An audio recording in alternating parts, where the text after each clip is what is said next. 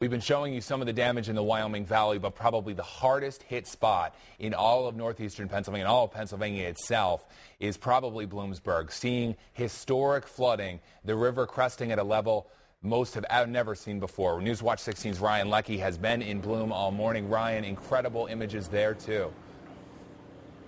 You said it, John. Good afternoon. What you see behind me is just some of the damage done to this part of Lycoming County. So many folks coming out to look at it and just see what really happened. But to give you a scope of just how bad things are here in Bloomsburg, we climbed on top of an auto parts store. That's where we are, to give you a sense of how deep, how dangerous, how much devastation there actually is in this part of our viewing area. As you take a look around, we have homes, garages, businesses, and over there, the Bloomsburg Fairgrounds. Off in the distance, the grandstands flooded with water, more than 5, 6, 7 feet it appears.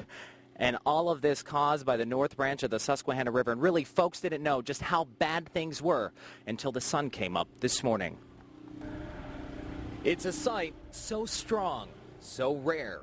Neighbors in Bloomsburg describe these pictures of Route 11 as a flood scene they only imagined in a Hollywood movie. But all of this is very real.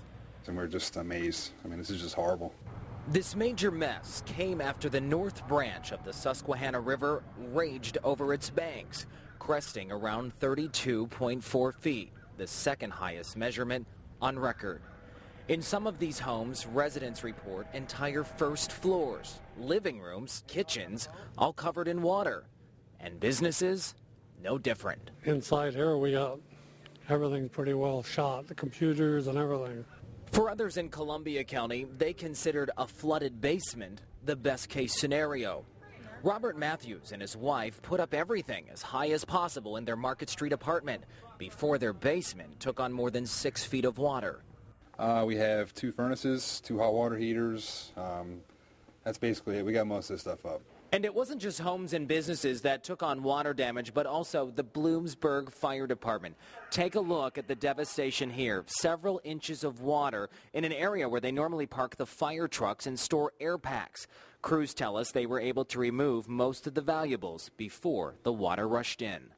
And before we could see the damage in the daylight, we saw the rescues. Countless rescues of the National Guard bringing people to safety from flooded homes. Charles Anthony and his wife were just one of several couples that needed help, realizing too late they couldn't compete with Mother Nature. We just didn't want to leave our home. We bought the home a year ago and remodeled the whole thing, new appliances and everything. And when we left, the refrigerator was floating.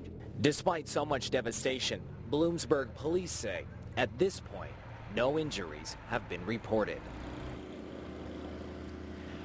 And you're looking live right now at the Bloomsburg Fairgrounds, which are under about 10 feet of water. According to fair volunteers, they told us vendors were supposed to start setting up their food stands in this area tomorrow. As you may know, the Bloomsburg Fair was scheduled to get underway September 24th. No word yet if that'll still happen on time. We'll keep you posted. Some other things we wanted to pass along after talking with Bloomsburg firefighters today, just when they thought their day couldn't get any more challenging after dealing with a flooded fire department.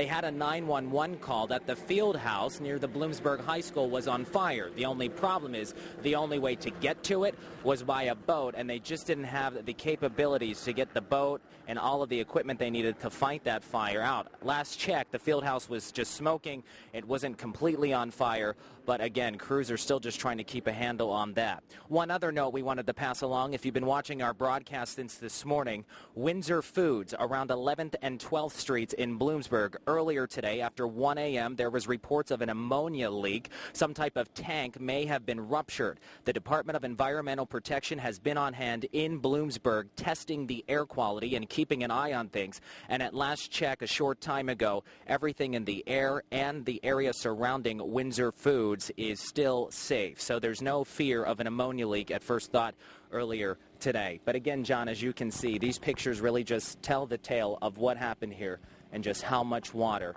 has really just poured over Bloomsburg. Back to you. And Ryan, the numbers that we're hearing is that at least 25% of Bloomsburg is affected by those floodwaters. That's an incredible statistic.